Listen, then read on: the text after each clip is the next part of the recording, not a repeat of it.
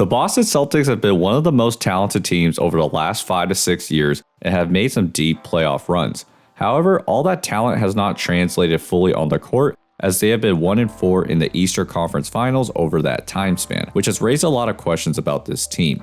After taking a deep look at this team, there are 3 main problems that put the Celtics farther from a championship than you may think.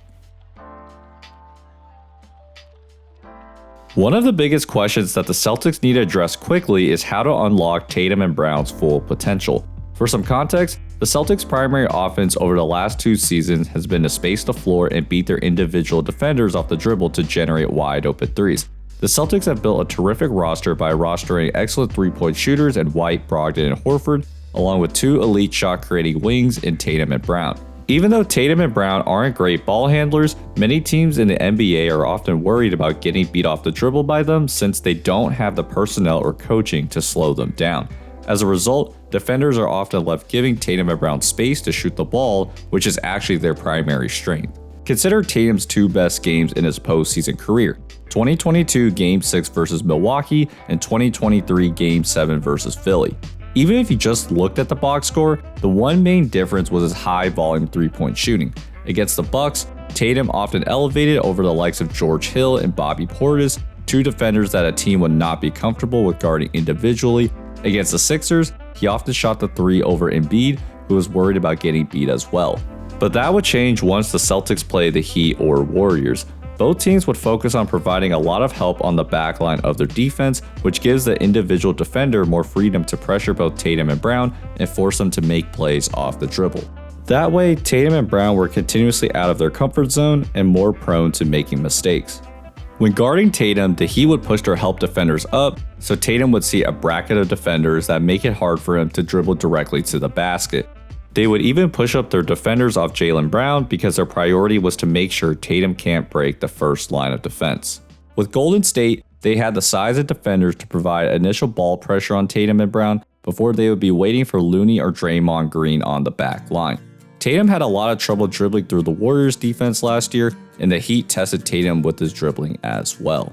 Even though Tatum had some success navigating the traffic, the Heat would much prefer forcing Tatum to use his dribble instead of his pull-up 3 to beat them because it forces Tatum to read the defense and use his dribble package, something that is not his primary strength.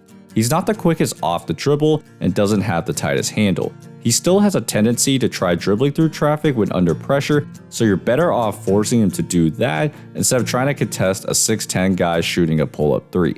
As you continue forcing Tatum to facilitate or dribble through the defense over and over again, he's going to slowly wear down as the game moves on. In games 1 and 2, the Celtics had double-digit leads in both, but the Heat were able to climb back in the game since they continued forcing Tatum to go downhill and make decisions.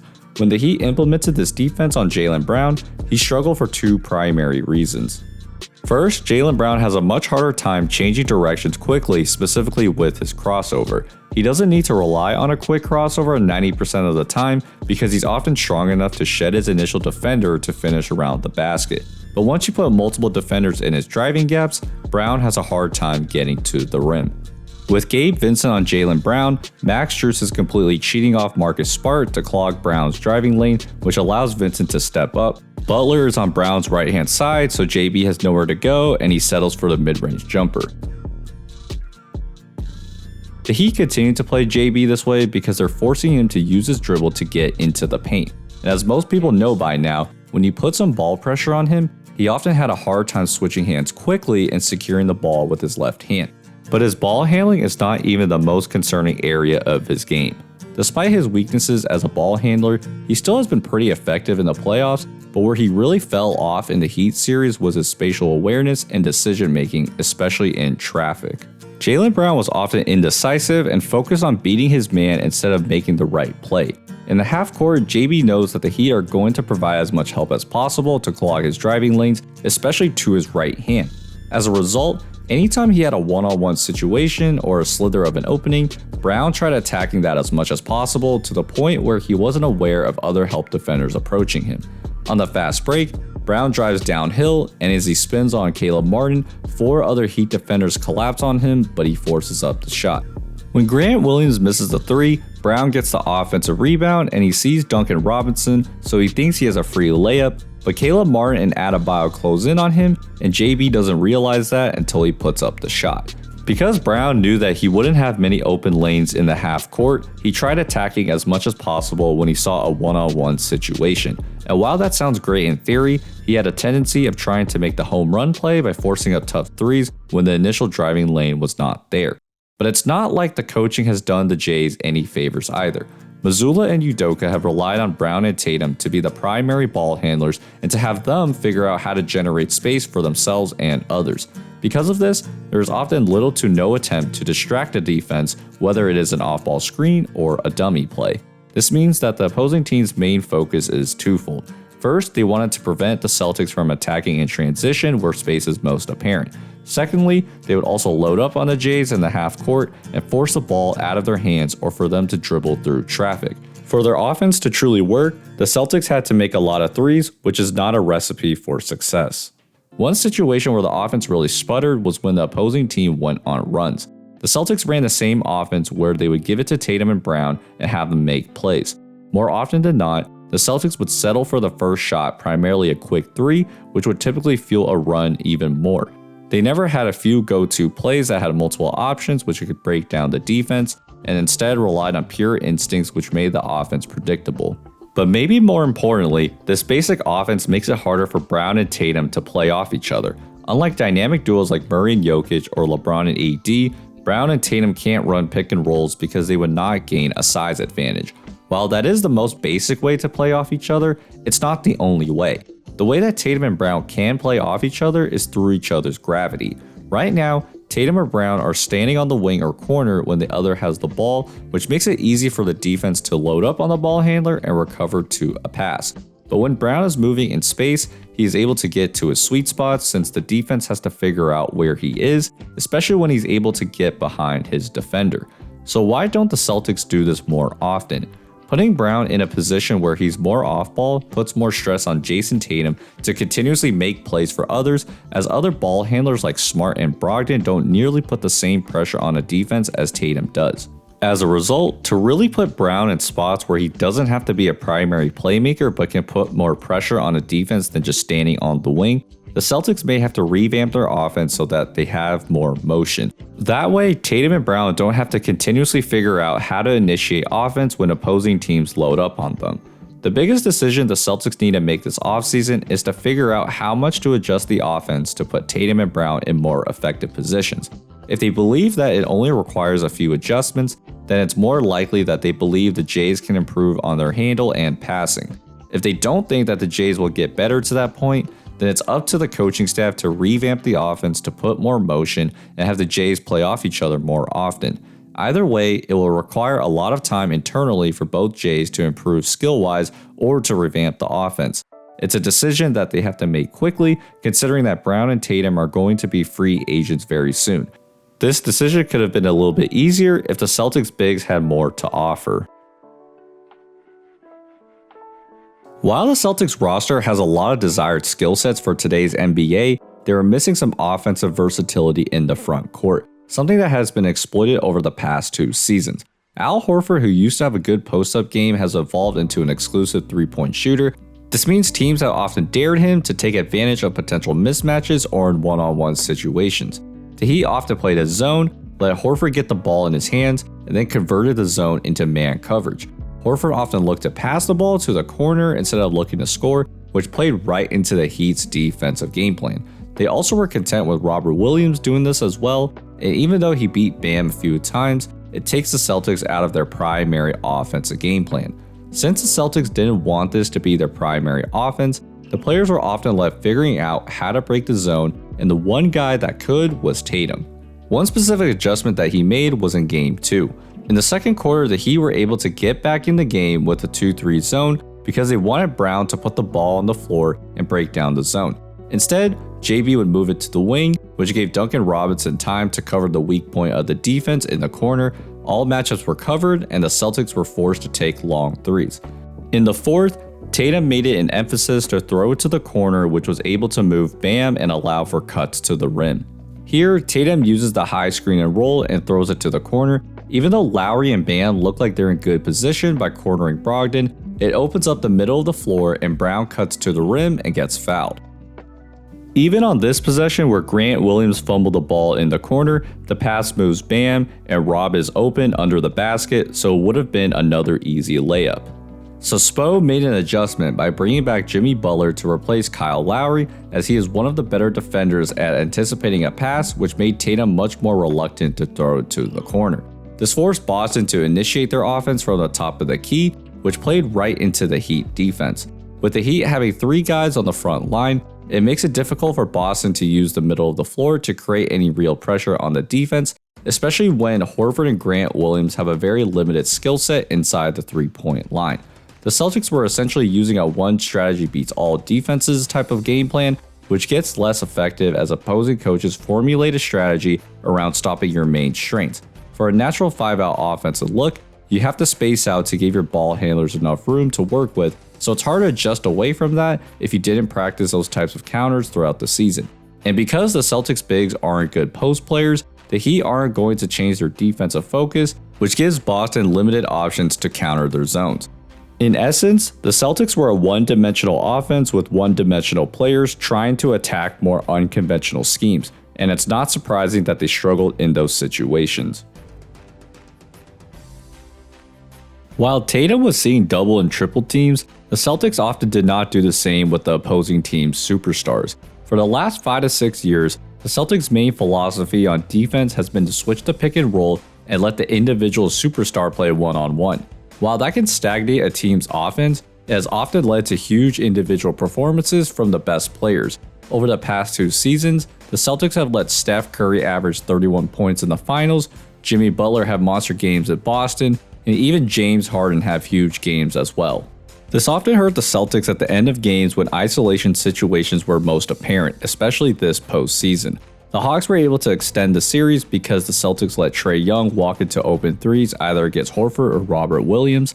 In games 1 and 2 against the Heat, they let Jimmy Butler get the matchup he wanted, whether it was Brogdon, Horford, or Grant Williams, and never gave any of them help.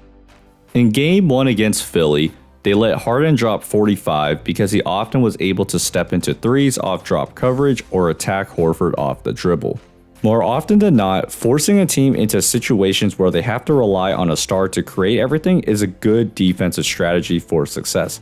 However, the core issue with the Celtics game plan is that they didn't figure out how to slow down these stars once they initiated a pick and roll. They often trusted in their players' individual defense and thought that would be enough to slow down these stars. But allowing stars to play in space with the desired matchup is often allowing them to get exactly what they want. So while the Celtics are forcing teams to be one-dimensional in crunch time, opposing teams will be okay with that if they know that you're giving their stars the best chance to score. On the offensive end, the Celtics often struggled in late-game situations because they were also one-dimensional, but teams played them differently. They often sold out to the Jays so that they wouldn't be able to shoot the ball and took their chances on the Celtics role players making plays. Tatum gets the Sixers' weakest defender Tyrese Maxey in the pick and roll and drives to the rim, but Tucker and Paul Reed both collapse on Tatum. Maxey rotates to Horford and contests the shot. Here, Tatum gets the switch with Maxey, but with 5 seconds left on the shot clock, Harden doubles to get the ball out of Tatum's hands and Tatum's forced to take a bad shot. The Heat did it differently by putting great initial support so Tatum had few areas he could go, especially with the lack of player movement in the 5-out offense. Tatum has the ball against Max Strus, but Strus is up with Caleb Martin and Butler effectively covering Tatum's driving gaps. Smart moves in an awkward angle where he's not open for a cut or setting a screen on Gabe Vincent, so he's not a passing option. So now you have 4 guys on the Heat effectively surrounding any space Tatum has to work with, and Strus does a great job pressuring him, so Tatum throws a desperation pass and gets picked off. Teams were often content with selling out on Tatum and Brown because they would be able to dictate how the Celtics offense operated. Since the coaching staff trusted the Jays to break down the defense, opposing teams wanted to take away Tatum and Brown's ability to score on all 3 levels. By selling out on them, you're encouraging them to either force it at the rim or find an open man. Opposing teams can also anticipate who they need to rotate to and don't need to put as much pressure on the Celtics role players because they're less dynamic, especially when you can't shoot. In the fourth quarter, teams often sagged off Marcus Smart and dared him to shoot the ball. If you have watched the Celtics, Smart is not afraid to let it fly even though he only shoots 33% from 3. Yes, he has made some clutch shots during his time as a Celtic, but more often than not, teams are comfortable leaving him open. One of the more frustrating aspects of this is that this has happened for years, and each coach has not figured out how to put Smart in a more effective spot to be an offensive threat on the floor. So when you let the opposing team's best player isolate in one-on-one situations with their preferred matchup, and you're in a 5-out offense with a poor 3-point shooter, you're going to end up losing a lot of close games and closeout games as well, which has been a problem for the Celtics for a long time. Overall, the Celtics have done a fantastic job addressing certain weaknesses by finding players in free agency and the draft. However, they haven't been able to unlock the roster's full potential because they're playing in a very basic offensive and defensive system. This is why the Celtics are farther from a championship than one might think, because everything they do is naturally so predictable. While a lot of people have mentioned the lack of focus as a major contributor, I think the Celtics' offensive system has hurt this team over the postseason. The conundrum of a 5-out offense is player movement. Part of the reason you do need lack of player movement in a 5-out offense is because you need to give as much space for the ball handler to work with, or else you're clogging the lane, an issue that the Celtics ran into last year against the Warriors. But when you're standing to give the ball handler more room to work with, the opposing team can set their defense better and figure out their rotations. So as you continue advancing through the playoffs and teams start to learn more about you, a vanilla 5-out offense is going to continue being less effective, and something that the Celtics definitely need to address in the offseason. That's why they had some trouble against the Atlanta Hawks and Sixers, because they knew their primary goal was to force Tatum and Brown to dribble it into traffic and recover to the shooters. The only team in recent memory that has won a championship playing similarly to the Celtics was the 2016 Cleveland Cavaliers, as they had two main ball handlers and spaced the floor with shooters. They were able to win because Kyrie was a special ball handler who could always get his own shot, and LeBron is the best decision maker in the NBA, which are two skills that the Jays aren't the greatest at. In addition, 2016 was a time where teams were still very much adapting to the modern NBA, so defending against the 5-out was very much a foreign concept than it is now. Because of these differences and the conundrum of playing a 5-out offense, the Celtics coaching staff, who are supposedly offensive-minded, needs to add more variety to truly unlock this offense. This then begs the main question for this offseason: how does the Porzingis trade impact this roster? There's three main changes that will impact the Celtics on both ends. Offensively, Porzingis gives the Celtics more front court versatility, which is essential for two reasons. When opposing teams switch to pick and roll, Porzingis is more comfortable posting up against smaller guys, something that Horford can't do as much anymore. In addition, I also discussed how the Heat zone was designed to force the Celtics big men to dominate the middle of the paint, which Horford and Grant Williams couldn't do. Porzingis has a mid-range and a post-game that will put more pressure on the Heat zone and offer more options for the Celtics down the stretch. And in the end of close games, the Celtics now have their best closing offensive lineup with White, Brogdon, the Jays, and Porzingis. This opens up the floor as much as possible for open threes, but even then, I will say that Boston needs to come up with some clever plays to actually run instead of going to this vanilla offense down the stretch. Sagging off Marcus Smart was a luxury for opposing teams as a way to close in on Tatum and Brown. But the main issue that needs to be addressed is how can you make sure teams don't know where players without the ball are at all times. On defense, I'm curious to see if this sparks the end of the switch-heavy era now that Smart is gone. While Porzingis can switch at times, I would be hesitant to believe that the Celtics are going to have him continuously switch on quicker guards. Derek White can switch on to bigger guys at times, but he's not as strong as Smart, and Brogdon almost has no chance in those situations. That may mean the Celtics go to more drop coverage or explore more creative options such as hedging pick and rolls or playing zone. If they strictly go to drop coverage, I'm hesitant to say that Porzingis would help them defensively as much as he could, but that's something to look out for. So I hope that this video gives you a better understanding of the fundamental problems with the Boston Celtics. If you want to support this channel, please like and subscribe, and I'll see you guys next time. Peace.